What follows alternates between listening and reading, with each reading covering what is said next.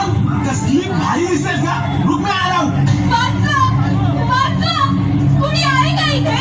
Please help, please. कहा भाग रही हो. इथे कोणी पण तुझ्या मदतीला येणार नाही. ऐकम सगळ्याच्या सगळे बहिरे झालेत का? वाचवा हो कुणीतरी. फक्त खिडक्या बघून तमाशा काय बघताय? हे खिडकीतून वाकून बघणारे जर तुला वाचवायला आले असते ना तर ह्या देशात कधी बलात्कारच झाले नसते. तुझा हात माझ्या अंगाला लागण्यापेक्षा मी जीव देईन.